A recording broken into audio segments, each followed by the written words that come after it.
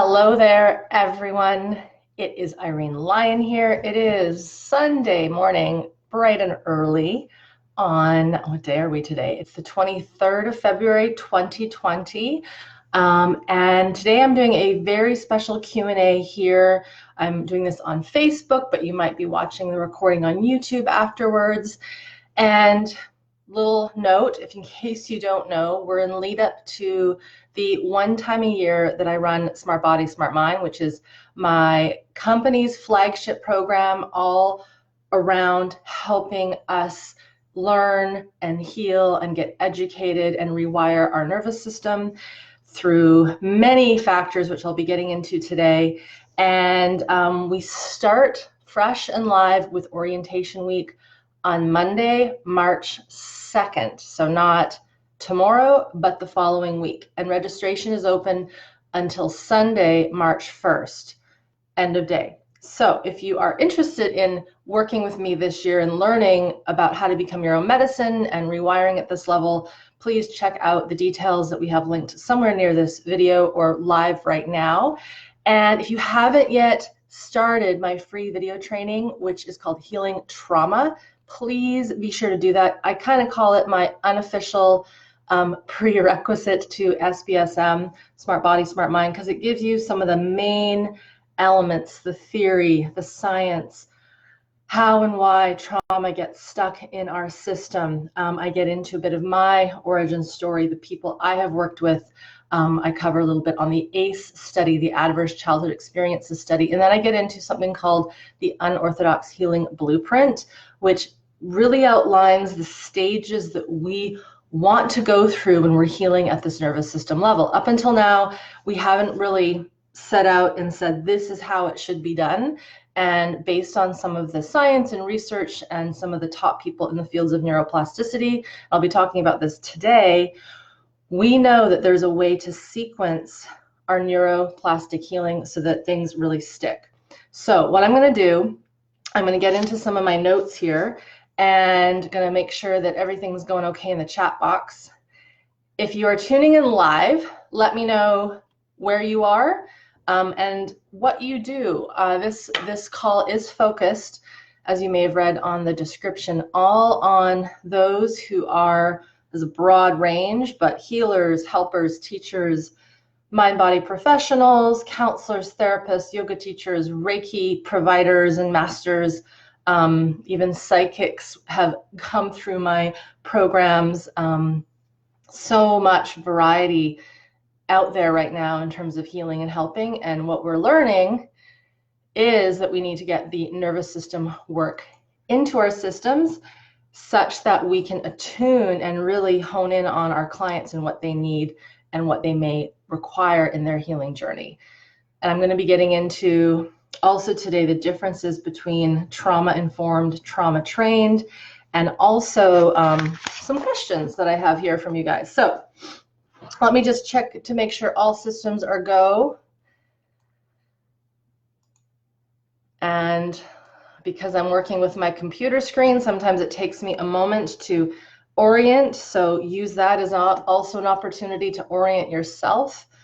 One of the things that we know pretty darn sure with this work is part of being really effective at helping people dip into their nervous system and into their somatic body. This is like tip number one for all of you here who work with people. You have to be connected to your own system. When you are working, when you are living, if you are not connected to this somatic suit, if you will, that you have, and able to feel it and understand it and know what it is telling you, not only in personal life, but when you are working with your clients, your customers, your students, your groups, things will get lost in translation. So a big part of really strong attunement, and this is true for mothers who have babies, is by them feeling their own system, it allows them to feel their child's. And that's how we know when someone needs something or what we might need to give them or help them with. So a big part of this work is staying connected to this body. So as we go through today's call, I'm going to encourage everyone to connect to their systems and really listen to how things are moving through as we do this education. Just because it's education doesn't mean that it isn't body-based.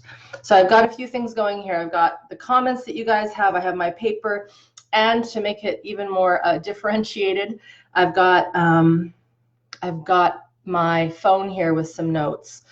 So this is from Caitlin. Hey there, Caitlin. And I can see this, and thank you, Crystal. If I say the name Crystal, this is my amazing online assistant, so give her a nod and a bow. Good morning, Crystal. She is the one magically putting links up here for us so that if I refer to something, you can find it. Okay, so Caitlin asks, hey, Irene, I'm a trauma-trained counselor in the process of integrating the polyvagal theory into my work through Porges and Dana's work.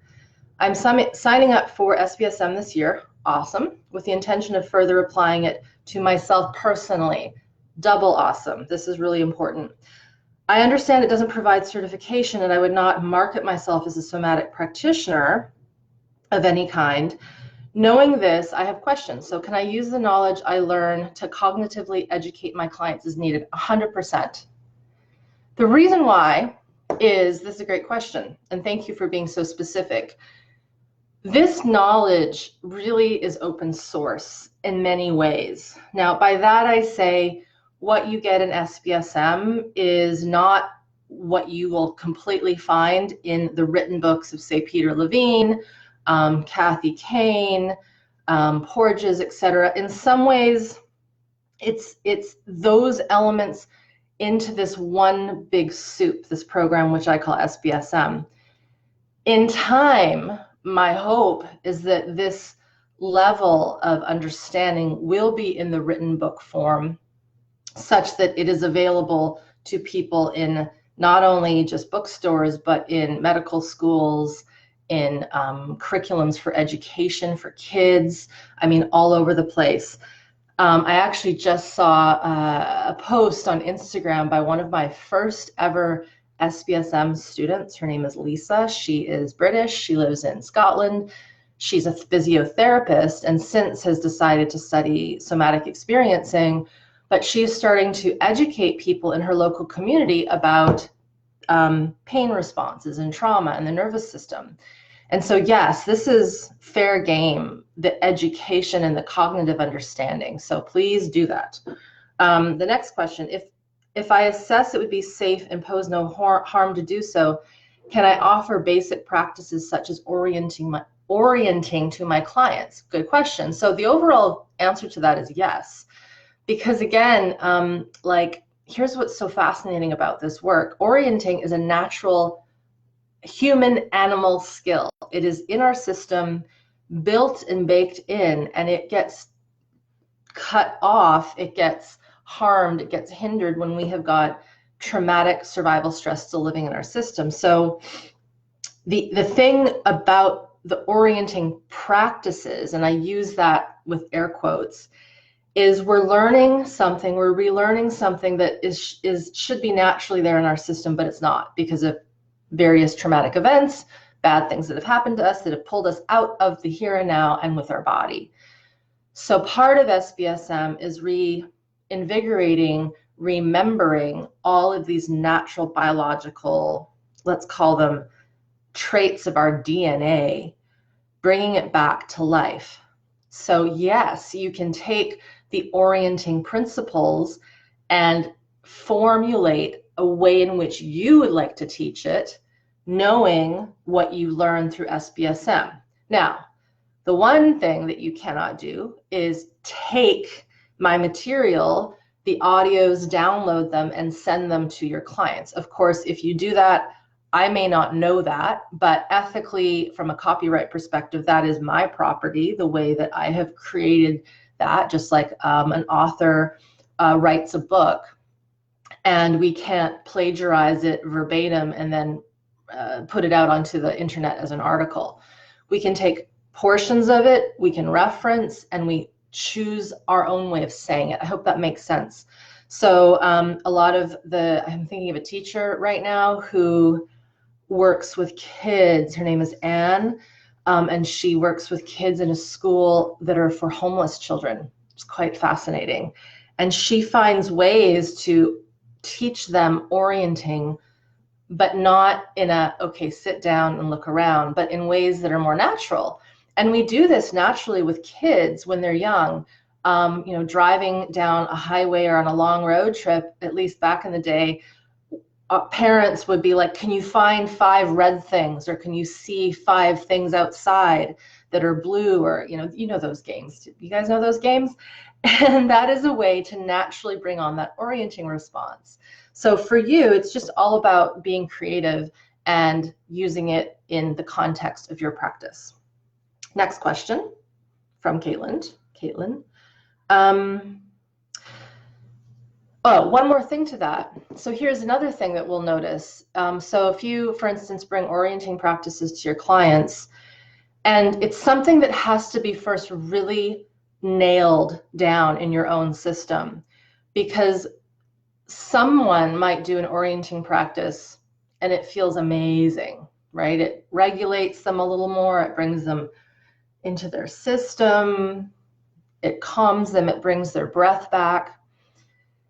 And others, and I know this from doing SBSM, this will be the 9th time we've done it, you ask them to do the same exact exercise someone else, and the moment they look into the environment, their system goes into a fear response, right? Or they dissociate.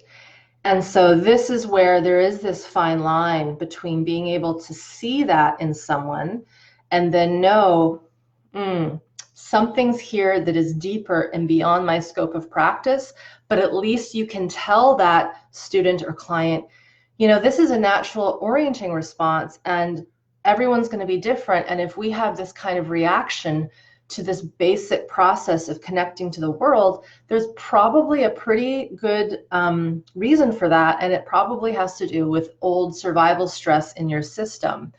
And then that's where you as a practitioner, you refer out to someone who is trauma trained. But it does look like from your mention here that you're a trauma trained counselor. So everyone's going to be different. So that's my little bit to that.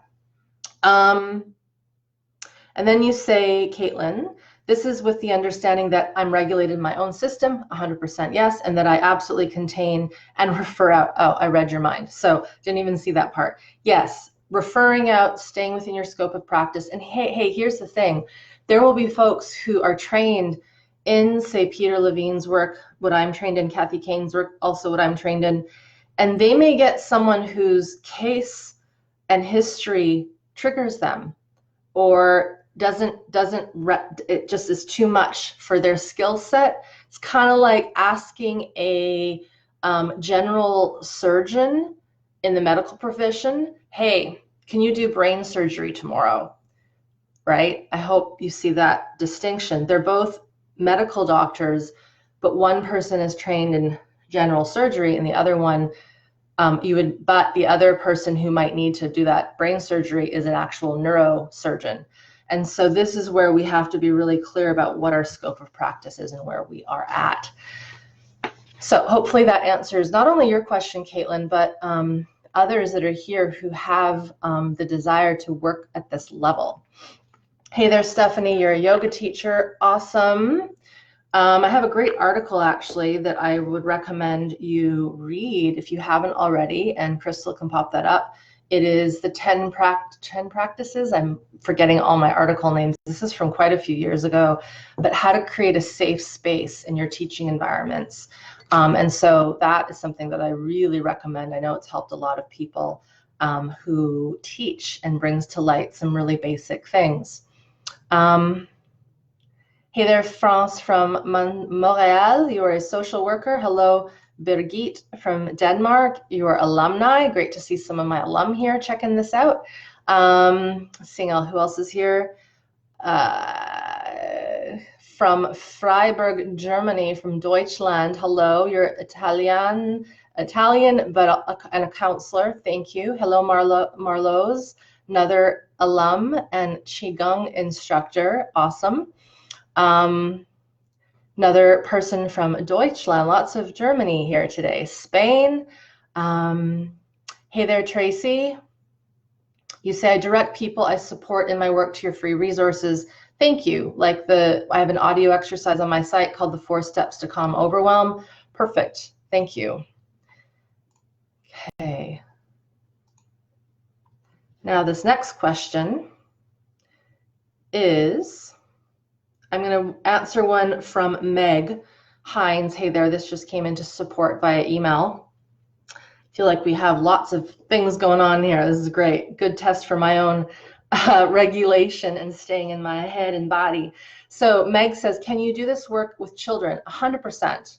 I hope you just heard my example that I gave with one of our students who is a school teacher at a school with kids who are homeless, and she brings this in her own creative ways. But yes, I'm an elementary counselor who obviously needs this work for myself. Thank you for your honesty.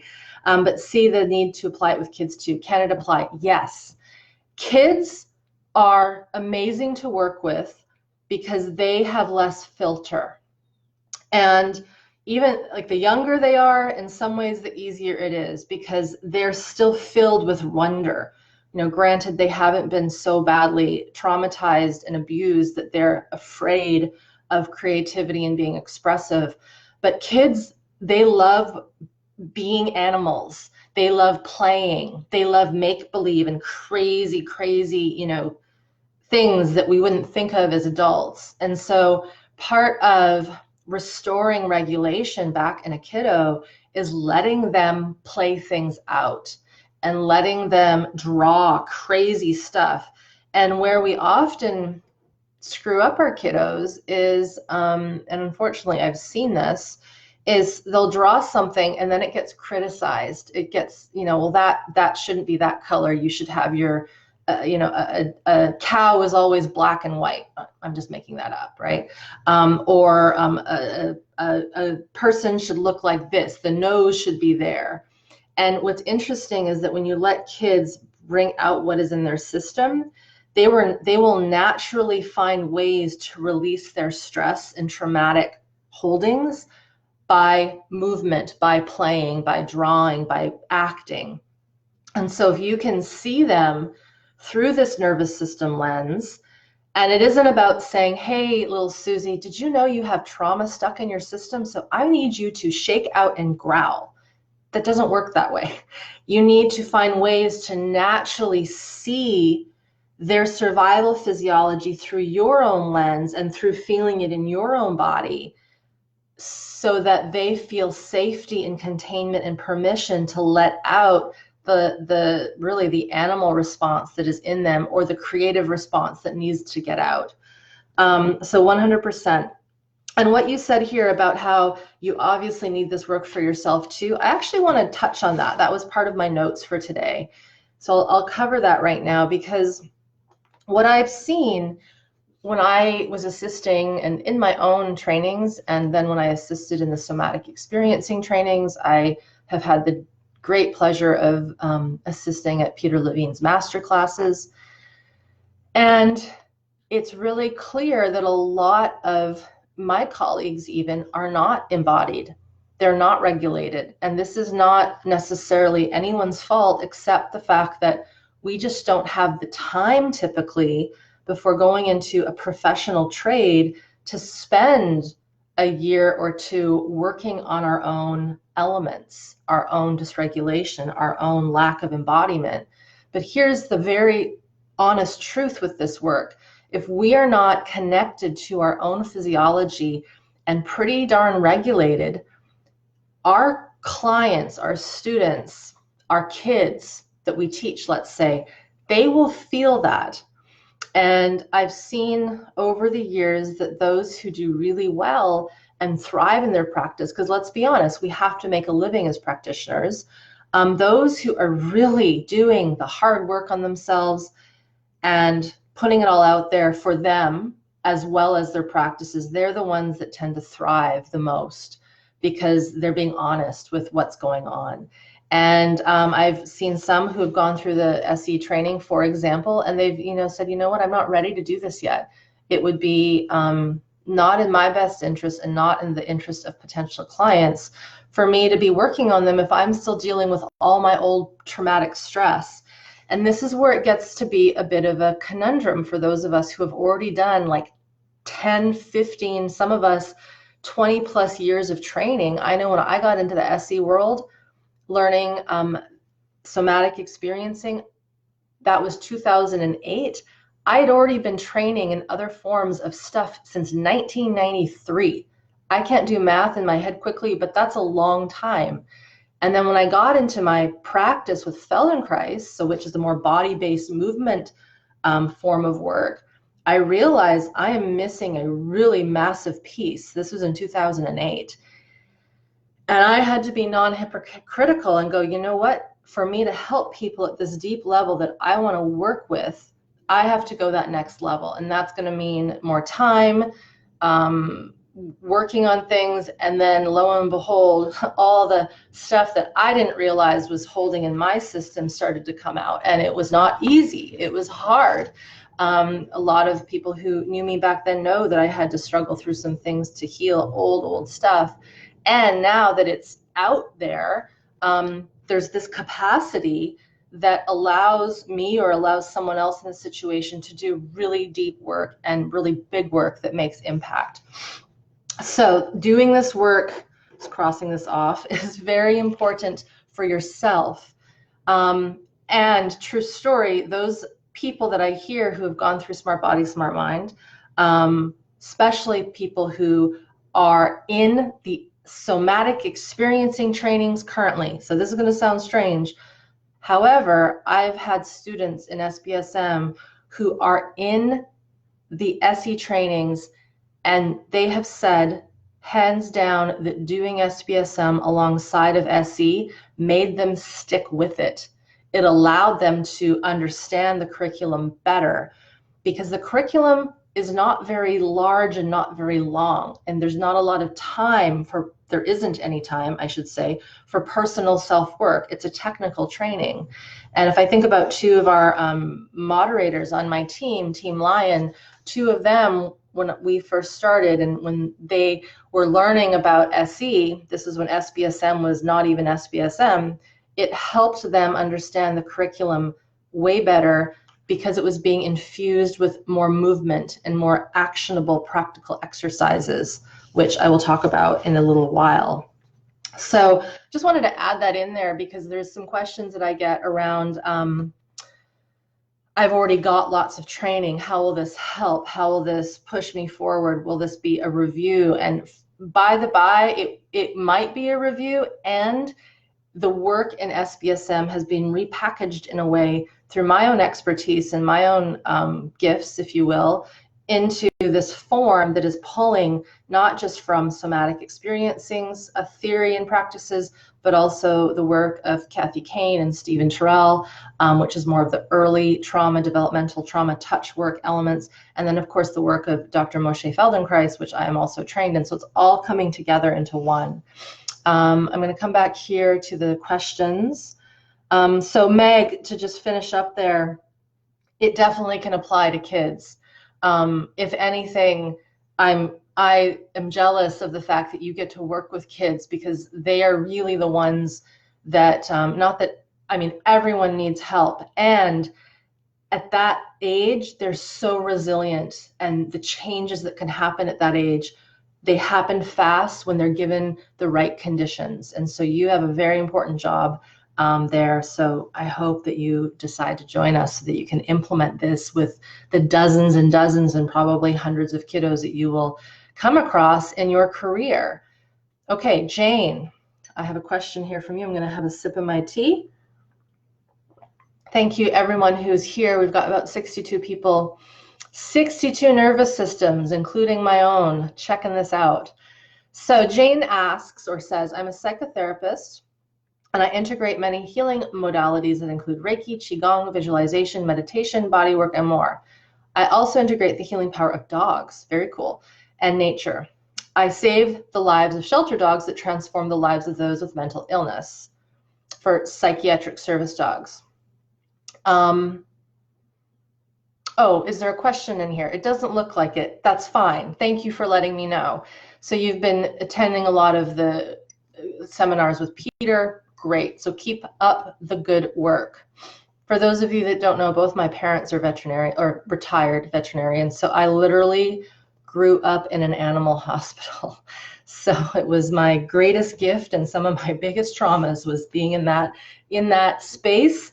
But it did teach me, you know, animals, especially when they're unwell, which is why they're at the animal hospital, you learn how to attune damn fast when you're a little kid in that environment, or else you will get bit, right? And I worked at the animal hospital from a very young age, and so part of my wiring process, if you will, was attuning to all these different animals, cats, dogs, different breeds, when they weren't doing so well. And part of the work we do, you guys do if you're practitioners with people who come to you that are not well, you have to really be able to drop into the level of being and seeing and empathizing with those individuals. Of course, not taking on their pain, but allowing yourself to feel it and be like, okay, we need to do this, etc. Hello from Sweden, the UK. I'm going to be in both of those places in September. Hello from Atlanta. Hello from Finland. Hey there, Jennifer. Let's see your question. Let me just pull this down a bit. Oh, by the way, everyone, make sure as we're going through this, I mentioned this at the very beginning, are you staying connected to your physical body as we are doing this more cognitive work? So maybe check in with yourself and just notice, have you drifted off of feeling what's going on in your own physiology? That in itself is a huge, huge piece to work on.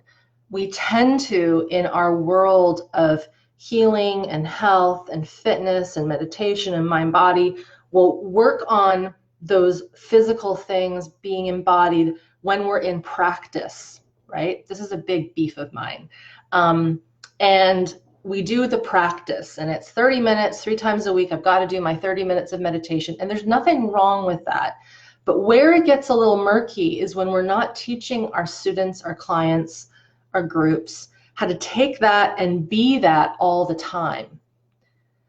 So if we really crack that one open, we can be in mindfulness and in body somatic practicing all the time, right? And it doesn't mean intensely focusing on every single minute thing you're feeling, but to have a gentle awareness of the space under you, of what is around you. It not only is important for our safety, generally speaking, but it gives us cues to listen to it. It sharpens our intuition. And so when we can listen to that, we're just sharpening our overall organism, basically. So back to your question, Jennifer. I'm a massage therapist and would eventually, I'm going to assume you want to say, like to incorporate some of the trauma work into my practice. In the meantime, I'm working with my own nervous system healing. Is there a training you would recommend for body workers who want to work with healing trauma? Yeah, so Jennifer, I recognize your name. I can't remember if you already are an SBSM member or a 21-day member. Maybe I just see your name popping up through the social feeds. But at this point, I still do recommend the somatic experiencing training. If you're a body worker, I highly recommend Kathy Kane's work. If in some ways before, I wish that there was a way that both of those trainings happened at the same time, and that's a lot as well. So if you haven't done either 21 days or SBSM, I still recommend that, because what that'll give you, if you say want to do a little bit more trauma, somatic trauma work, Kathy's work is based on touch, and we do that in SBSM as well. But if you want to do more formal training, her training, they're great. I have no affiliation with her, so I'm not getting a kickback or anything for saying that. But she has some pretty solid trainings. And if you can have the baseline knowledge of the nervous system, first going in, the training will be easier. And I've seen, and again, I know this from being in these training environments, and two of my team members who are on Team Lion just finished a training with her here in Vancouver, or they didn't finish, they were attending one of the segments of their trainings. And they are at a higher level because not only are they in SBSM, they've done the curriculum, they're helping with the program, they're also somatic experiencing practitioners. So, you know, it is a path. And if you want to get all the credentials checked off, I still recommend the SE training. I recommend Kathy Kane's trainings, and I do recommend SBSM as a very solid base. We have had people who run the trainings here near to me who can tell when someone has done SBSM before they go into the SE training, because they have a little bit more capacity, if not maybe a lot more capacity, because they've done the work on themselves first. So everyone's going to be different, but that's what I recommend if you really want to work, like get your hands in there metaphorically and work with people's accidents, work with people's early developmental traumas, all the real, you know, thick, murky stuff that people hold within their system. Definitely, if you're being called to do that, do it. I have no regrets for what I've done. I love having that skill set, and it's a big skill set to build, because to do it well means you have to work in parallel with your own system and your own held traumas as you work through those programs. I'd love to hear some interviews with practitioners that have been through SBSM and how it impacted their work. We definitely have, let's see, on my site, on the SBSM sales page, there are some interviews, there are some written words.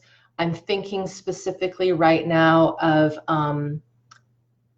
the words are going off. Oh, so Janet Raftis, Karen Robinson, Amy Kubanik, Rosa, I can't pronounce her last name because it's really long in Greek. Rosa, she's a fellow Feldenkrais practitioner. There are others there. You just have to look for them and search for them. And Crystal can probably pop some up here for us that are specifically folks who have done the training, SBSM, and they're also practitioners. Candace Kirby is another one. There are many of them. And what's interesting is I don't know all of the practitioners. I was just at Kripalu, which is a center on the East Coast of the United States, a few years ago. I was eating my lunch one day, and this lovely woman kept staring at me, and she came up and she introduced herself to me, and she was an SBSMer, or is an SBSMer, who was a yoga instructor, and she was there doing yoga training. And it was just great to meet these random folks who have done SBSM, who are in that healing and helping profession. And really all they can say is that it has transformed how they do their work, how they take care of themselves, and how they attune to their clients. So Jennifer, I hope that's given you a little bit of insight into that. Hey, hey, hello.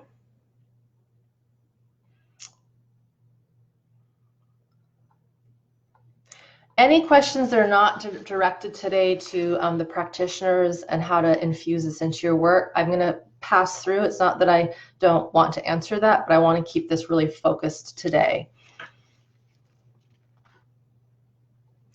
Lisa asks, would somatic training or Kathy's work be beneficial as well? So here's what's interesting. I'll talk to this for a second. Kathy Kane is a somatic experiencing practitioner. She is faculty in somatic experiencing. She was a body worker by trade. And there's actually a great interview I did with her. It's on my site, on my YouTube site, so Crystal can pop that up. But so that's her work, and her work she calls somatic practice. And like a lot of these people, myself included, Peter Levine included, and a lot of the other faculty that have come out of that institute, they have developed their own way of doing the work based on their interests, following their own nose, and as one of my mentors would say, creating their own handwriting in this work. There is no real solid designation that is somatic practitioner, the way that we would say medical doctor.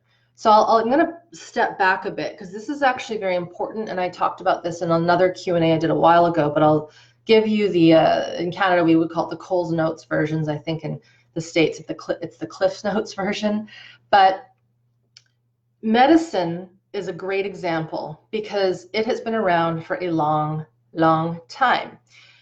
And it has created a system, a curriculum, a school all around the world, right? If you go into a medical school here at the University of British Columbia, there's going to be a similar curriculum if you go to, Moscow, or if you go to Johannesburg, or if you go to Beijing, or if you go to Sydney, or any other city in the world that has a medical school. Now, of course, there's going to be differences because the teachers are different, but those textbooks are the same, right? The medical textbooks have been written. There's going to be, of course, variations, but biochemistry is biochemistry. How you do a basic surgery internally there's going to be different techniques, but doctors are all trained through a very similar rigorous situation of pre-med.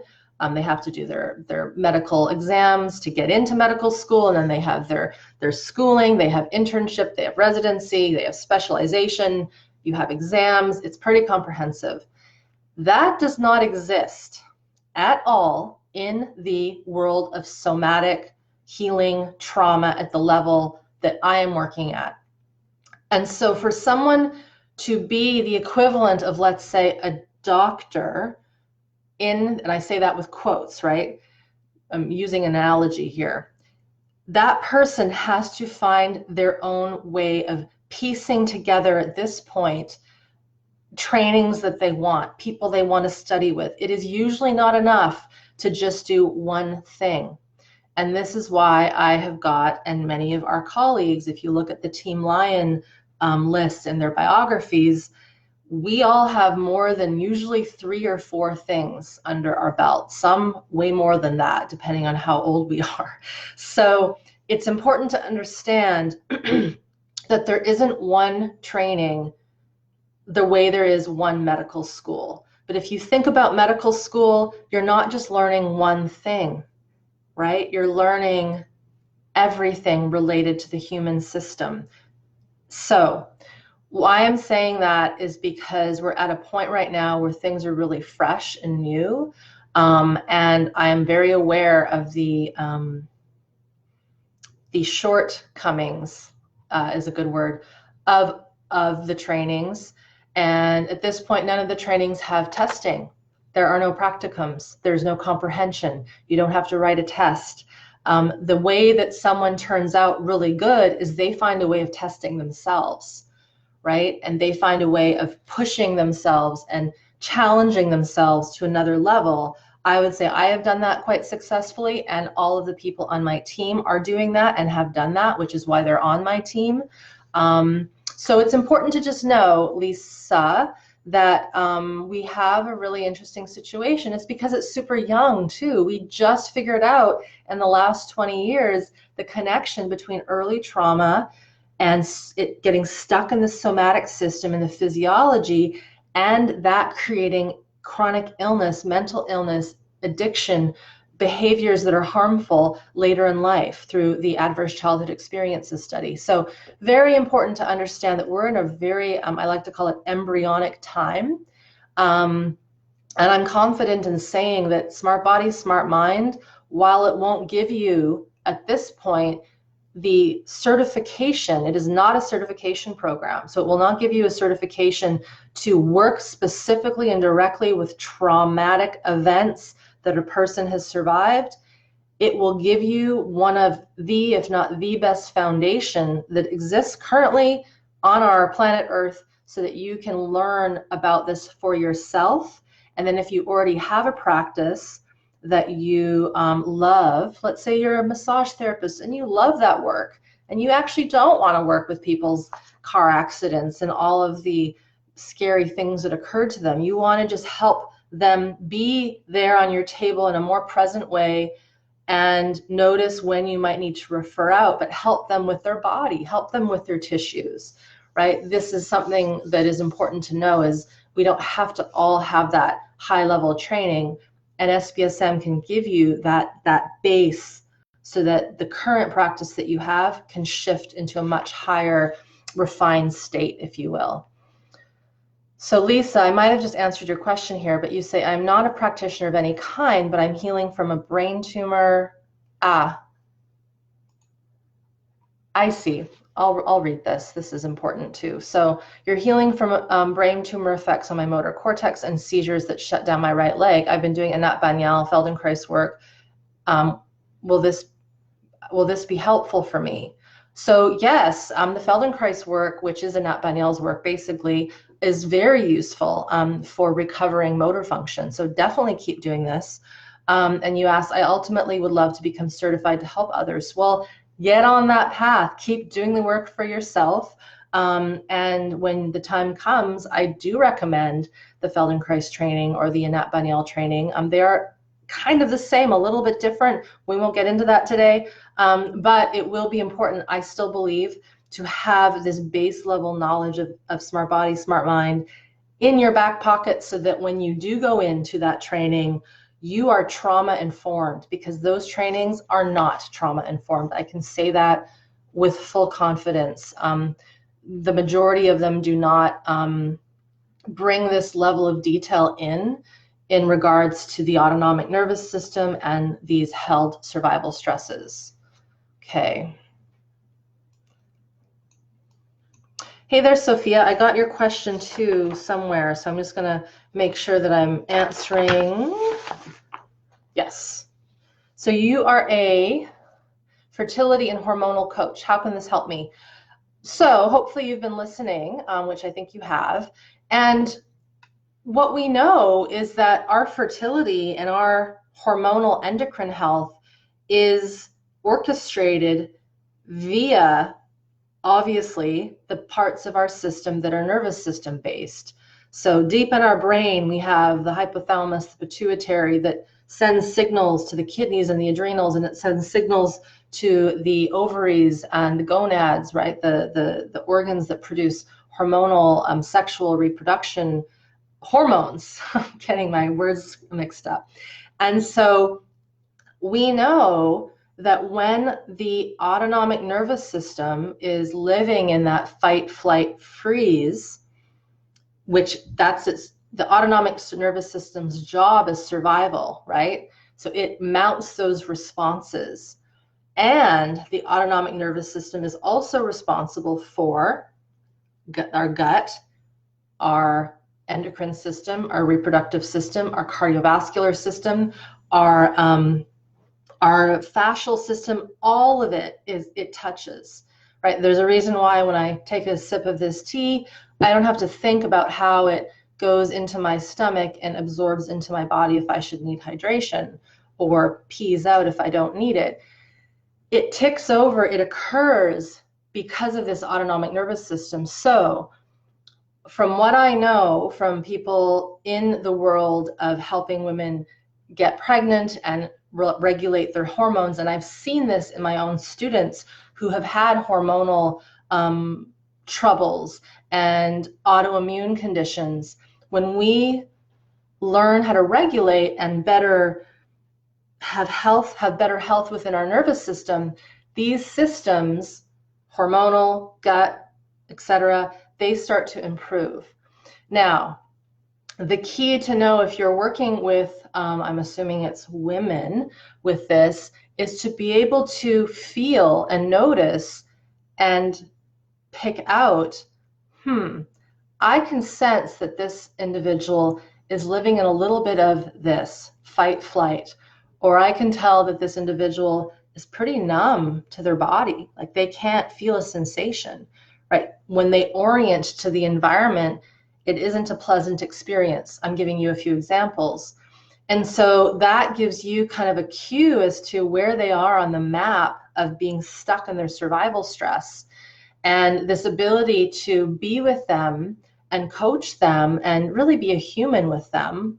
There's also an element here of just being in the scope of practice of being human. because I'm going to assume you have your own techniques and ways, maybe through diet, maybe through other elements that I'm not aware of.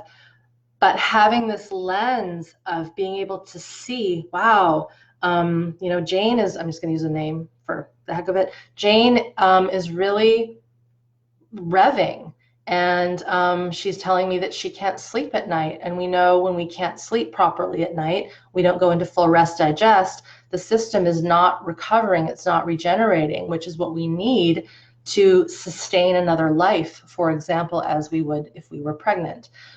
So all this to say, you know your craft and trade better than me, and I know that the autonomic nervous system and how it connects to all these other organ systems, if it is not in the picture, there will be a piece that's missing here. And the classic story you hear around a lot of this, and you see it depicted in movies a lot. I mean, gosh, it was depicted in Sex and the City, that show with Sarah Jessica Parker. But a couple will be trying to have a child, and it's just not working, right? And so they try in vitro fertilization, they try all these other things, and then it doesn't work. And then they decide to adopt, which is wonderful. And then they get their adopted child, and then like a year later, she gets pregnant. And the thought is, the reason why that occurs is the stress, the stress basically of wanting that to happen is not allowing the system to actually let it happen. And then when the adopted child is finally there, the system lets down, and the natural intelligence of the body and the immune system takes over, and then poof, the person gets pregnant. So it's a common thing that you hear about, and perhaps you know of this, but I just wanted to put that out there because it is important to understand how it's stress, but it's not positive stresses. It is this toxic stress that sits in the system. So as I mentioned to some of the teacher that I spoke to and another individual, there is a way to blend in this knowledge into your current practice. And what it comes down to is being connected with your own system and your own physiology so that you can attune and know what to do with your clients. Now, of course, if you're working with someone and all of a sudden there's a flashback to some traumatic event and you are not sure what to do with that, then that will be the sign to refer out. But then you will at least have the knowledge to know this has to get worked on, and let's work together with another practitioner so that your client can resolve that, say, traumatic event that they survived and still has in their system.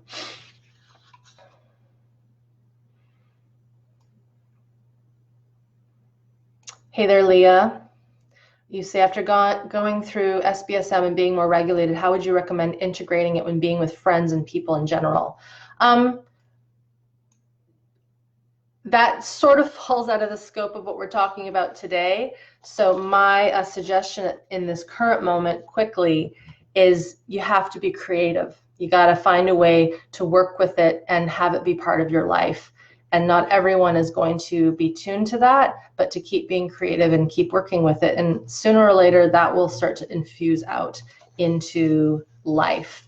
I'm going to get to some of the questions that I was posed over the email.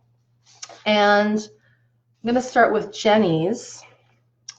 And you're a Feldenkrais practitioner. Awesome. And you studied Michael Krugman's work and Hakomi, body-centered psychotherapy, focusing, nonviolent communication, aware parenting. So you've got a lot under your belt. And you want to know, which is a totally valid question, will the learning in SBSM be what I've already done, but with more simplistic neurosensory lessons presented in a more simple, user-friendly format? Not necessarily. And it depends. I don't know you, and I don't know how you blend what you have already learned into your practice.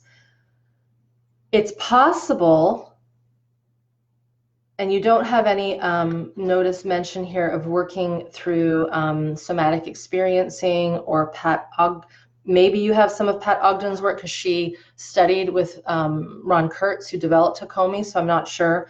But you asked, is it to help people implement this work on a daily basis in a simple way? I'm trying to decide whether or not it's for me. Thank you. So here's what's interesting is the way in which I've blended the neurosensory lessons, that's what we call them, exercises. It's taking the work that I've learned through Peter Levine, Kathy Kane, and Moshe Feldenkrais' work into one. Some of the lessons are more geared to the SE focusing. Some are more geared to the touch work.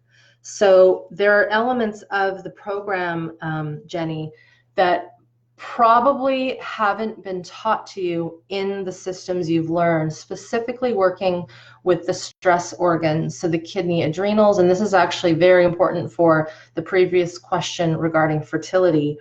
But we work at the level for a big portion of the program with what I call stress organs. So the kidneys and the adrenals that are back here, we have two of them, and there's two adrenal glands that sit on top of the kidneys. They pump out the adrenaline and the cortisol. Those are the two. There's other hormones, but those are the main ones involved in the fight, flight responses, the stress response when there is a threat. We work with the gut and how it connects to the brain and how the brain connects to the gut. We work with the brain stem in a way that is very gentle and very subtle. So for example, in a Feldenkrais lesson, we may roll the head and move the head. So I'm speak that you'll understand, Jenny. And it's on the movement, right? The focus is on the pressure of the head, the touch, how we see.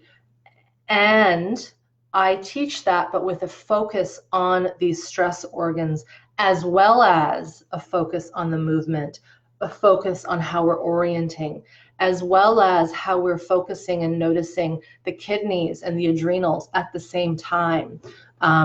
One of the classic Feldenkrais lessons is called bell hand. And so this is a much more advanced lesson. We don't do that until the later parts of the course, but we're building throughout the entire program to essentially color in. I used this example the other day, or this analogy. If you think of an individual that is living with survival stress and has a lot of unhealed trauma in their system, it's almost like a coloring book that's black and white. It hasn't been colored in yet. There's no texture, there's no color, there's no aliveness, there's no life force energy. And so the way that we've built the curriculum, the way that I've built it, is we color slowly in all these parts of the body that have been shrunk, braced, tensed, shut down, are in constant maybe fight, flight, and we layer and layer it in so that this person, the person, and you, because we as the practitioner are doing the work primarily first and foremost. That is what the course is about. It's doing the work yourself first. It's for you. And as you color in and build this robustness, it's showing you as the practitioner, as the student, how these elements can get blended into this comprehensive whole. So I would say that some of the bigger parts that are unique to this, how I meld all of this together, working with the stress organs, and then further to that, working with what is called the diaphragms of the body and the joints of the body. So if we think about the diaphragm, we often just think about the part that's here below our chest that expands and contracts and changes when we breathe. But from the osteopathic traditions, there are diaphragms at the top of the head, eye, neck, heart, the true diaphragm, the pelvis, and the feet. It almost follows the chakra systems from Eastern practices. And so again, that's another element that is brought into SmartBody SmartMind, is working at that diaphragm level, which is really, I think, revolutionary when you are doing body work with someone and you can have that quality, that feeling of seeing these different levels. And then the other thing that is unique, I would say, to SBSM is we're bringing in a little bit more energy around working with anger, working with healthy aggression, working with these emotions, disgust, how toxic shame shows up in the posture of the body, and how the lessons within the program are, in a strange, interesting way, implicitly working with these body postures of collapse.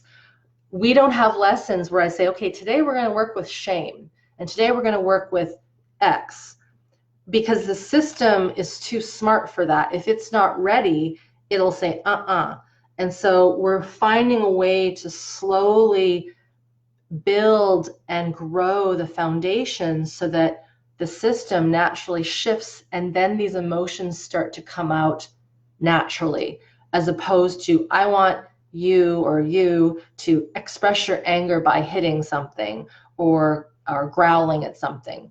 And that doesn't work, because it's just the thought of doing it, and it's just the behavior. So we're working at blending in the impulse within the system so that it can come out naturally. So Jenny, I would love it if you would give this a try. I think, and I know, because we've had lots of Feldenkrais practitioners go through the program, it has just helped drop them into a different perspective. And everyone's different, and you can always give it a try. We do have a refund policy that is 30 days, where you can give it a try, feel what it's like, see what the learning is like. And of course, if you don't like it, you can always pull out. So, but thank you for asking your question. It's good to meet another Feldenkrais practitioner who's doing good work. Okay. There's a question here from Karen, and I'm just going to go to my phone here. You submitted one via email, so I'm going to get to that in a moment. We have a little drink.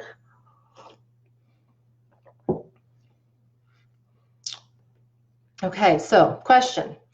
So Karen, you are a craniosacral therapist and a somato-emotional release practitioner, which is great. I know that work very well.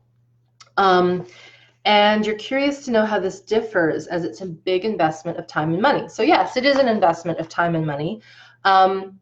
And you said, I'm interested on a personal level, as I'm a typical wounded healer, but also if it's something I could introduce working with more than one person at a time, say groups of 2 to 4, as I like to diversify how I work slightly. That was a mouthful. So you're trained in a CranioSacral and the emotional release that I think it was Upledger created, and you want to find a way to involve this into your own practice.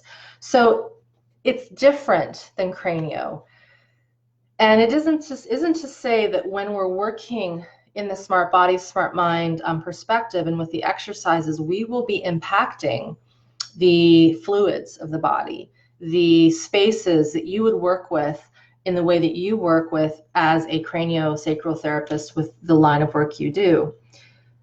The element that will add to your knowledge and your practice is this nervous system component. And at this deep level, which I just mentioned in the previous question, is really seeing the system and how it is impacted by not just big shock traumas, but micro traumas, misattunements. And micro traumas to me are things that occur to us that aren't necessarily life-threatening at the time, but they pack a big punch in terms of how we are maybe verbally spoken to when we're young, verbal abuse, emotional abuse. It's possible for someone to have high levels of early trauma, but have a 0 score on the ACE study. Just a reminder, the ACE study is adverse childhood experiences. So if someone has had surgical trauma, medical trauma, premature birth where they're in an incubator, all these things that we kind of pass over and don't realize as stressful events to a human, having that lens will offer your system and your practice a different way of seeing things. And then, of course, again, just a reminder, SmartBody SmartMind, it's not a certification course. It is a course to work on our own system. And you've mentioned here you're a typical wounded healer. And there's a lot of us that are like that. And so it's to work with yourself first and foremost, which often doesn't happen in our certification programs, right? You go to these certification programs and it's all about, as it should be, learning the skills, the theory, the practice of the craft. There is not a lot of time to spend hours and hours touching in literally to your system and doing practices to help build capacity, awareness, and regulation within your system. As I mentioned, we teach something that I call working with the stress organ level. We work with elements to help invigorate life force energy through working with healthy aggression. We do very advanced and subtle Feldenkraisian lessons. So there's just this beautiful synergy of all these really high-level practices into one for your system. And what I've learned the most from talking to my friends and colleagues is that the more regulated and tuned we are to our system, the better and more accurate our work is with others. It's just like parenting. The more tuned we are with our system, the more attuned we will be with that child or newborn baby. It's just how it goes, right? It's truly using that force that we talk about in the Star Wars movies, being able to feel the force, see the force, move the force. And so a big part of the SBSM work is really touching into heightening and attuning and mastering our intention. I'll say that one more time. I haven't used that word yet today. Our intention. So if we can be really sharp with our intention by our own work with ourselves, our ability to use that intention with our clients and students is mind-blowing from what I've seen. So I hope that answers your question. Karen, forgot your name. All right, I'm going to put these down so I know that I've completed them. I'm going to come back to the chat here, and I'm also going to come back to my phone. And this is a question submitted to email from John. And I'm going to have another little sip of tea. Hey there, John. You recently discovered internal family systems therapy, IFS for short. Seems like it would be helpful for complex PTSD. In your opinion, can it be used in conjunction with what you're teaching? 100%. I'm not sure, John, if you are a practitioner, but from what I've experienced, I know some people who have done internal family systems, and it's wonderful work. And just like massage, just like there's a question here regarding tapping, EFT, so I'll get into that in a second. Just like something like EFT or acupuncture, for example, the more base we have at being able to sense sensation, emotion, our physiology, our stress response, connecting with the environment. When we're talking, are we, again, I've reminded you guys, are you still able to, have you been sensing your body and your breath as you're listening to me, right? I'm curious, who has found themselves disconnecting from their body with this theoretical talk? We have the ability to connect with both at the same time, but many of us are out of practice because we're not living in the natural world. We're not having to be as attuned to our environment the way we would if we were walking across a cliff top, and we would have to be aware of all the pebbles and rocks that might make us fall off, right? This is why animals in the wild have such a heightened sense of awareness, is because A, they have to make sure they're not going to get eaten, or they have to find their dinner, and they're on all these uneven surfaces that can pose threat to them. So I'm saying that because I have found that what is learned and what is taught in SmartBody SmartMind will impact and help any type of practice that is involved in helping and healing. And I know that's a very bold statement, but if I think about some of our team who are my helpers, my colleagues who help moderate and answer questions within SmartBody SmartMind, some of them have more training, if not equivalent to me, and in the same trainings, and they have found benefit from SmartBody SmartMind because there's just a level of nuance there because of the combination, the trifecta of the work of Peter Levine, Kathy Kane, and Steve Terrell, and the Feldenkraisian learning. So, John, I hope that answers your question. I'm thinking about my own personal experience, for example, with acupuncture. I did some Chinese medicine for my own health back in my 20s. I don't think it really did anything because I had no deep connection to my internal physiology and my sensations. I was healthy. I didn't have a dysregulated system, which was really a good thing. And I was a little disconnected from my emotions and the energy in my body. So doing, for example, something like acupuncture, sure, the needles went in and maybe it opened up something, but I wasn't present and able to connect to it. And so I actually don't think it did much of anything. I am now, for my own health and self-care, like to see an acupuncturist maybe once a month. It's just something I do to help my system stay healthy. It's prevention. Now when I go see this acupuncturist, my goodness, like there is so much going on. The moment that one needle goes in, I'm tracking it. I'm telling her where it's going. And she is even impressed by what is going on in my ability to track, because I don't think many people are. And so that just shows how when we have this extra layer of awareness, it gives us a step above so that when we do have experience with other practitioners, if we go and work with someone, that practice outside of SBSM is going to be that much more potent and powerful. All right, I'm going to head here to my chat. Thank you for that question, John.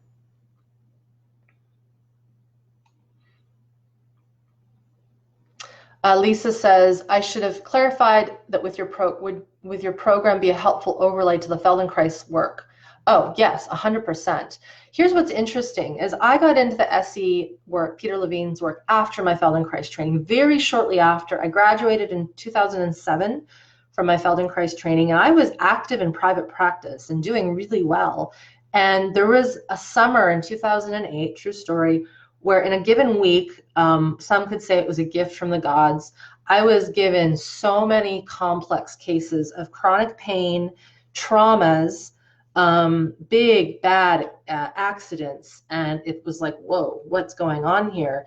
And the general way that I would work from a Feldenkraisian point of view wasn't working. And it wasn't that the people were not interested. They were there because they had heard I was doing really good work with this stuff called Feldenkrais. But even with the Feldenkrais work, it wasn't sticking.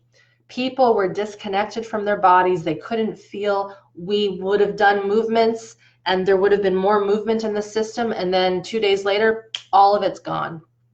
And at that point, I was like, I'm missing something here. And that is when I discovered Peter Levine's work. And then that following year, if not late that year, I started my training.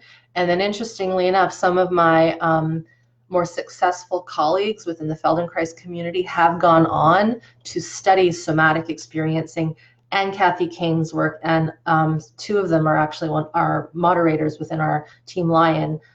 So again, it comes back to what I was saying, gosh, well over half an hour ago about medicine. Remember that analogy about medical professions? And it's like, to me, Feldenkrais, Kathy Kane's work, Peter Levine's work, other forms of work that are so prominent right now, to me, those are they're all contributing to the greater good. And they've been separated. And what I'm trying to do with SBSM is at least bring in 3 of them together so that we have some really solid practices all in one spot. Of course, my goal, my master project will be to create a school, a training where we can bring all of these together. That's going to take a little bit of time, but it is on my radar. And in many ways, SmartBody SmartMind is that first step. And so far, what we've been seeing is pretty awesome stuff. Mitch asks, how does your model compare to NARM? So NARM is the shorthand for neuroaffective relational model. This was developed by Larry Heller, Lawrence Heller, and he, similar to Kathy Kane, is, or was, I should say, faculty on the Somatic Experiencing Training Institute. So again, Peter Levine's work. And like many of those top-level trainers, they've branched out and created their own thing. So his work is based on working with early trauma, and it's not touch related. So the big difference, again, I have not studied with Larry, so I can't speak to it from a professional perspective in being in his trainings, but I have heard really great things about his work. I also know that it doesn't bring in the somatic touch component that I have been trained in through my Feldenkrais training and through the work of Kathy Kane. So again, I've heard great things about it, but I can't speak to it personally or professionally. Okay, I'm going to get to a final question here that I have from Nancy. Nancy, are you still here? If you have, you've waited, and it's possible that many of my answers and speakings has answered some of your questions here. So it says you're going to tune into the live stream, so hopefully you're here. And you are someone who is at a high level within the emotional freedom technique areas. That's the tapping work. I know a little bit about that. I know a bit about thought field therapy, which from my understanding is where that grew from. I could be wrong on that, but that's the little I know. And I've done some of it for myself back in the day. So I went and saw someone a long time ago. And so your question, and you train people in this work, which is great. So the first question, to what extent would I be able to bring my learnings from SBSM into my own programs with appropriate attribution? So I answered this at the very beginning where someone asked, is it possible to teach the theory to my students or to my clients? And yes, so it comes down to how can you, just like if you were to read a book, right? I read many books, and then you are reiterating, you are teaching it from your own voice, right? There's no trademark on autonomic nervous system. There's no trademark on the parasympathetic branches. Even Porges's work, the polyvagal theory, that's science. So it's not like it's a patent that you can't share. There are certain elements that some people have developed. If I think about Peter Levine, he is very well known for something called SIBAM, which is an abbreviation for sensation, image, behavior, affect, and meaning. Good thing I got all those. So he really has developed that in his curriculum for SE. So I can't teach SIBAM, for example, in my trainings, because that would be infringing on copyright.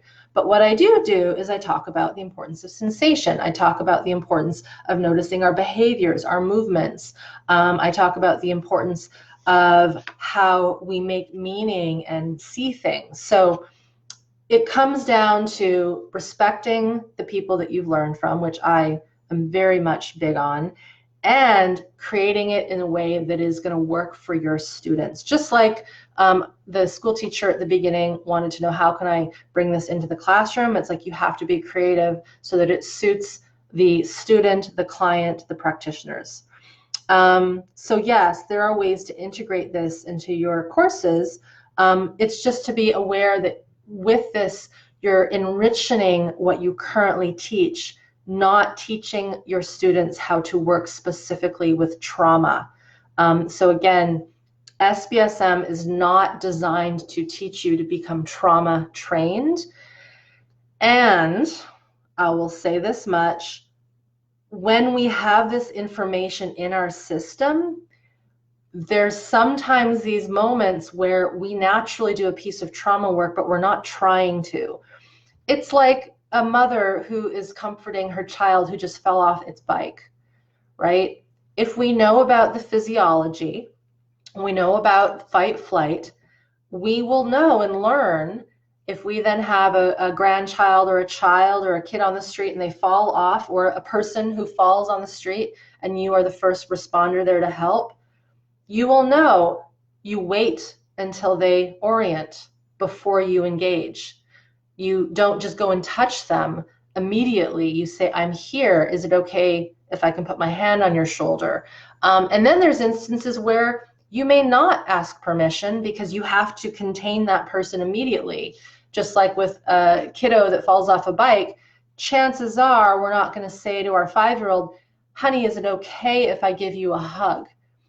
Right? You listen and you see, and you don't force that hug onto them. You wait till they look at you with this look and they reach, and then you hug them. So I'm using that as an example to show that we have a natural ability in us to know what to do in a lot of circumstances when there's been, let's say, a shock trauma that's just occurred.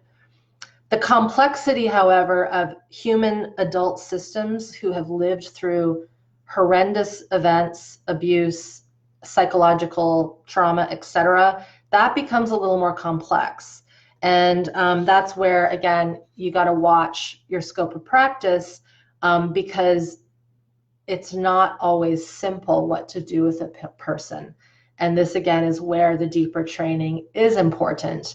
And that's where the more you and your students are tuned to their own physiology, they'll know, right? They'll know when it's time to step away and say, you know what, we need to refer this out.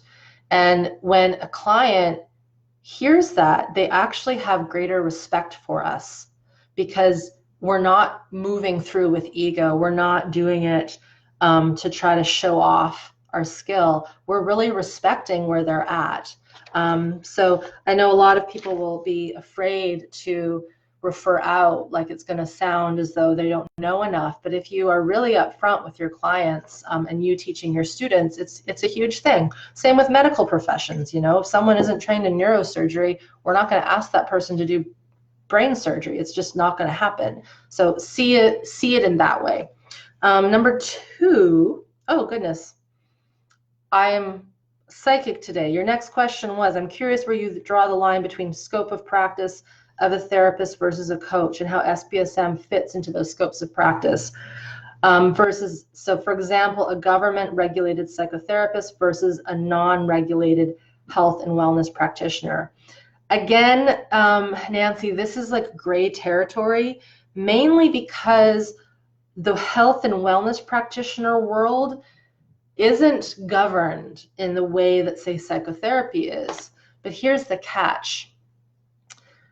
Between us and all the people watching this, I have worked with people who are psychotherapists, who are trained in psychology, who have their PhDs in psychology, and they have harmed people greatly in their practices because they are not tuned into their own system and they are not aware of how the somatic nervous system works with the autonomic nervous system. They're not aware of something that's called procedural memory and how we trap these responses in our system. They're not aware of how important it is to titrate and not override or overflood a person with too many things in one session.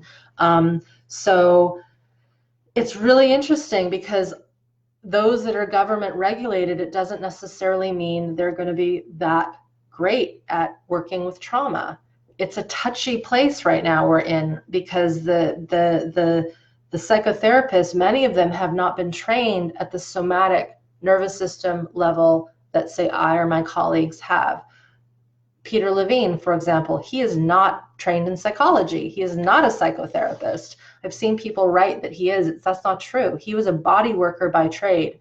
He was into the more woo-woo practices. He was a biophysicist, right? His PhD was not in psychology. It was in biophysics, studying the stress response.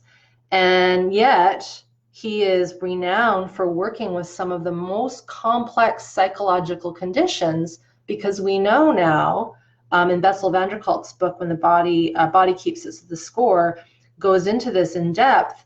Most of our diagnoses that are in the DSM, the Diagnostic Manual for Psychiatric Conditions, he will say that most of this stuff can be traced back to early trauma, early stress. It's just expressing in these different behaviors and conditions that we're labeling as mental illness. They are real and they are a byproduct of something else going on. So, going to get back to the third question. Where do you see SBSM fitting into the spectrum of trauma recovery versus specific trauma resolution of past adult and childhood experiences?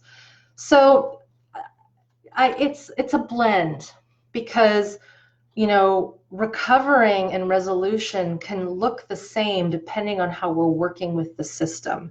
So again, that goes beyond the scope of SmartBody SmartMind, because we're not teaching you in the program how to resolve someone's traumatic events or work specifically with with a specific event. However, the foundations of building up how we orient to the environment, how we follow our biological impulses.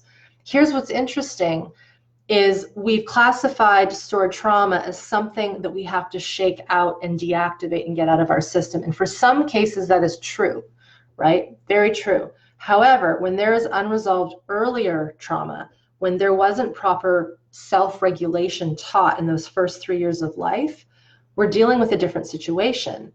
And a common thing that occurs, someone comes to someone's office who's trained and say what I do, and they want to work with this car accident. And it's very clear that that person is not ready to work on that big, big, bad, scary car accident.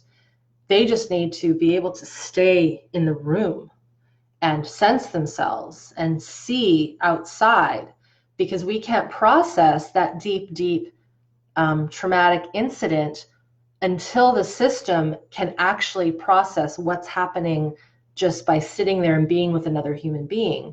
So we could say, Nancy, that the recovery is building the regulation back. It's building the foundation back. What's interesting is when we do a lot of the practices in SBSM, and remember the example about filling in the coloring book with color, making it more textured, more robust. There's a funny thing that occurs where if there is old traumatic events, procedural memories that are trying to come out of the system, often when we restore regulation and we color in all these spaces that have been deadened and blacked out and are not online, those old traumatic events have a tendency sometimes to resolve on their own. And then we don't have to actually do any real specific trauma work. And this is where I'm seeing this as huge potential, because the system, we're always comparing animals in the wild, right? They get into a traumatic situation, they shake it off, they go off, and they're fine. They're not thinking about it. So humans, we have part of that. And so the reason why we as humans don't emit the emotions, the behaviors, the shaking responses, is we've been domesticated so damn much that we don't even feel that there is an emotion there to come out, right? That would be being in that sort of functional freeze shutdown. So when we build back up the capacity to sense and feel and be with the system, things just kind of start to pop back online naturally. Does that make sense? And so rather than trying to work on one thing and then one thing, we are restoring the somatic health to the whole system and in relationship to the world around us. So I hope that makes sense with that. Okay, I'm going to answer your questions here, Nancy, because they're all really good. Next question, you checked out my 5 stages of neuroplastic healing. So I wrote an ebook a little while ago called The Power of Neuroplastic Healing. For those of you that don't know, Crystal can pop that up. And I talk about 5 different things. And that is working, I call it housekeeping. So that would be just general good food, nutrition, exercise, healthy environment. So things that we do that we need to do for vitamins and minerals and nutrients and activity. And then from that, there are 4 more things. So we need to learn how to neuromodulate the system. We need to neurostimulate the system. We need neuro relaxation, and then neuro differentiation. So you asked in SBSM, do I expand on all these levels of healing?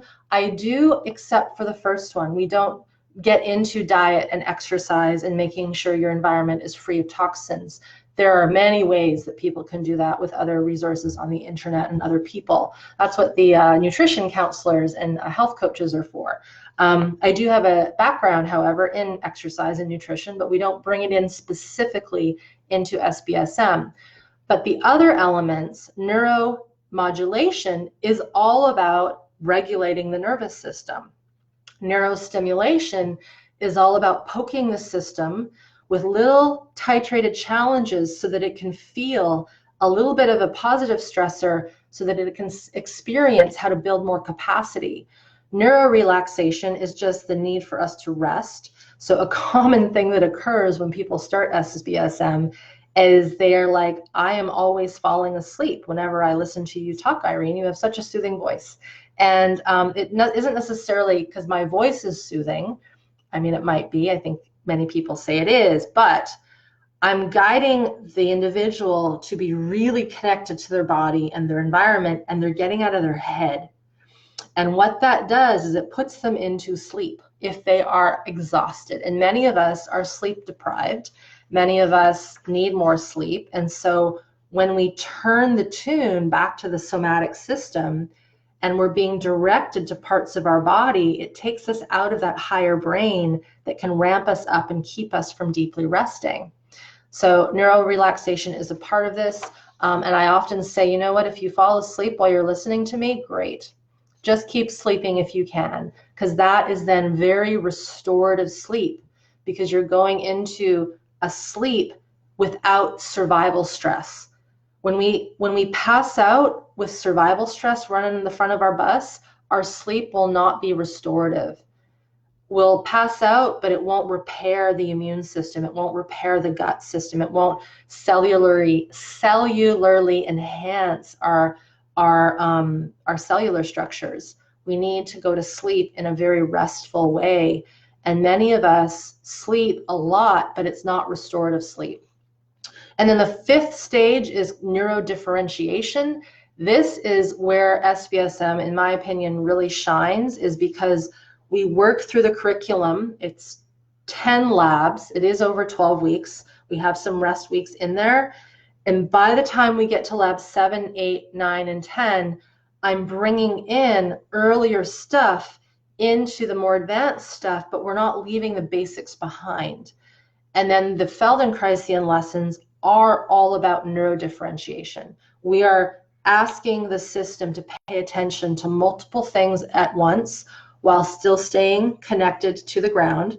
And, you know, by the way, are you guys still feeling your body as I talk? I am, right? So this ability to sense our breath, to know what's around us, to talk, to teach, but still stay connected. So we work through and we're building the skill, the capacity to be able to neurodifferentiate. And that skill transfers in life.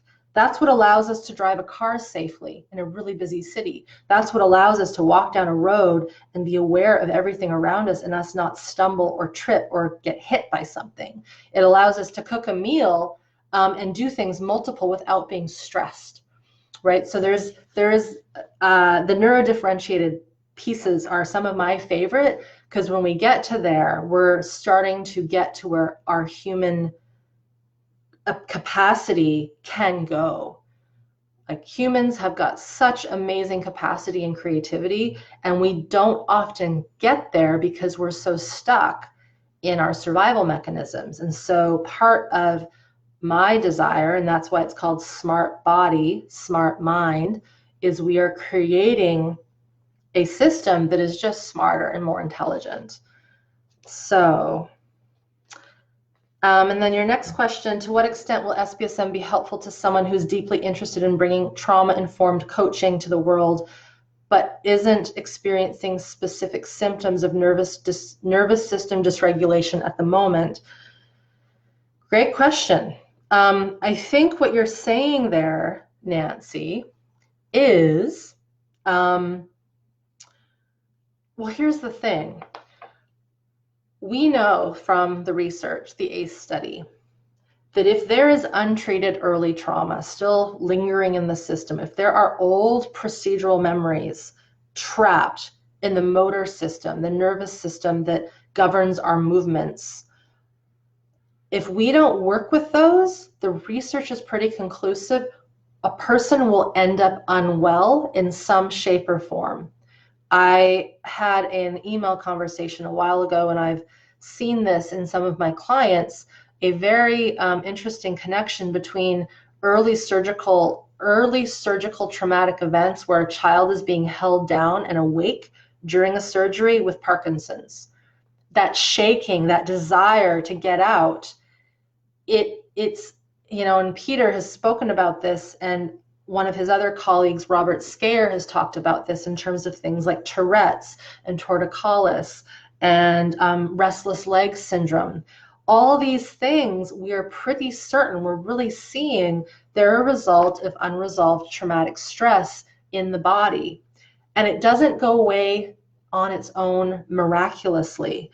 And so people that aren't experiencing specific symptoms, here was where it's really tricky. We can have an illness brewing in our system and we don't know it until it's too late. And I know of people, I'm sure many of you know of people, where all of a sudden one day you feel really bad. And this happened to a very good friend of mine recently, and they found out they had a really bad form of cancer. But the symptoms weren't stopping them, but there were little cues and they ignored them because of the high stress lifestyle, the go, go, go lifestyle. And they're fine so far. But when we have connection to our body and our biology and our sensations, and we can really listen, we start to know when something is off way sooner. And this is what we want to get skilled at. This is what we want our clients to become skilled at, rather than waiting until it's too late and then doing the preventative, not the preventative care, but the fix-it care, which is kind of what our current system is revolving around, right? We wait until something goes really wrong and then we fix it. It's the same with how we're taking care of our environment or not taking care of our environment. It's the same with, I won't get into all the other situations, but we know the research is pretty solid. I posted in my Healthy Nervous System Revolution Facebook group just last night. Many of you might have seen it, but I'll get Crystal to post it here. It's a tribute to Dr. Vincent Felitti. If anyone is here interested in working at this level, please watch that. He was the founder of the ACE study. He stumbled across it by accident. And even he is amazed at how this science and research is so clearly statistically significant. We really can't deny it anymore.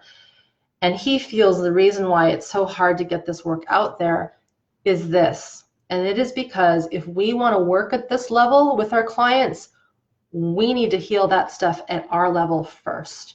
It won't work if we try to work with these nervous system responses, helping someone regulate, even doing basic orienting practices, if we ourselves cannot do it naturally, spontaneously. I'm being dead serious here.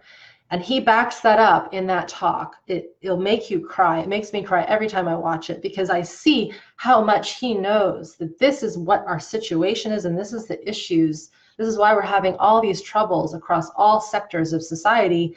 It's because of untreated early stress. Of course, there's things like genetic defects and natural disasters and all those things, but the main pandemic, if you will, in our health and wellness and mental wellness is a result of this early stuff. So I'll get off my soapbox there. And last one, and I see you are here. During the program and live calls, to what extent would I be encouraged and supported to bring my questions from a trainer of helper and healer perspectives, as well as from my individual perspective? You are definitely invited to bring these questions in, Nancy. We just can't give you consultation. So you can't come into the forum and say, hey, I have this client with this problem. Can you tell me what to do? I think that's probably a given, and you probably get that.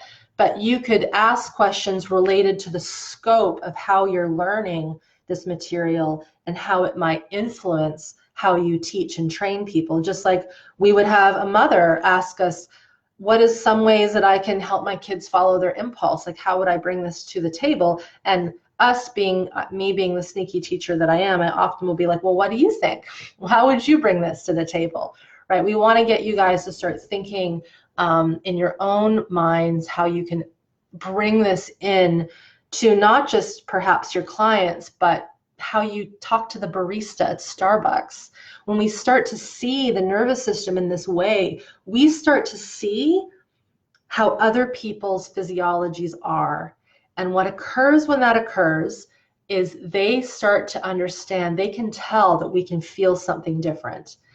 And we shift how we talk to them. We shift the questions we ask. We maybe say something that is a little more socially engaging, or if that person at the coffee shop is very shut down, we're not going to try to talk to them and ask them about the weather, because that's going to feel unsafe to them, right? That makes sense? So just see that this is not just for private practice and how we do our work. It is, and it makes us a better human being in all intents purposes.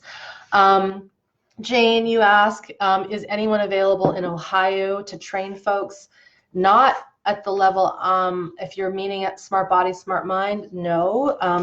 SBSM is strictly within my virtual offices right now. So there's nobody anywhere in the world that is training anybody in SBSM practices. There are somatic experiencing trainings all around the world, so you'll have to look that up. Just look up somatic experiencing training if you want to go that route. Look that up, and just do your research, do your homework. I think I have covered a lot, you guys. We're almost up to 2 hours here, and I still have about 65 nervous systems here with me and people. I hope that this has been useful. Even if you are not a practitioner, I actually believe that those of us who are seeking out practitioners need to understand where this work, where this science is right now. As I said, it's just at the beginning, and it's at a really cool, fun, interesting time because we're bringing it all together. Like right now, I see it as we've never been at a point in time where we have the science, the research, and the practices all at the same time. And that in many ways, if not always, is what SmartBody SmartMind is about. It's about blending all of this together into a useful way so that you can help yourself, so that you can help others. I am a full believer that we are all cells of this planet. We are nature, just like the trees and the animals and the ocean and the earth. And our systems need help because we've been conditioned into this industrialized world that isn't natural for us. And the industrialized world and the tech world, it ain't going anywhere. It's staying, which means, and our conditioning and our culture and our way of doing things. And so this isn't going away anywhere, which means we have to course correct how we work with ourselves and how we work with others so that we can bring back our natural spontaneity along with the industry, along with the tech, along with our domestication of living in homes and not, cultivating the land like we used to and being hunter-gatherers, right? That is not coming back. And I know that a lot of people are seeking out those ways of living as a way to get back to that natural essence. And I think it's important. And most people have to live in cities right now in the world. There is not enough space to do that kind of cultivation. This is kind of my domestication of plants and animals rant, but it's important. And I think it's important to understand that we can be natural humans and 100% nature living in this industrialized, domesticated world. We just need to listen to our biology again. We've disconnected from it because of this industrialized, domesticated world. That has been our situation. So we need to reconnect to it, reconnect to the world, and then that's where things start to pop. So thank you everybody for being here on this Sunday. It is morning for me. It is maybe evening for some of you. Thank you, thank you, thank you, and you're welcome. I see some French in there, de rien.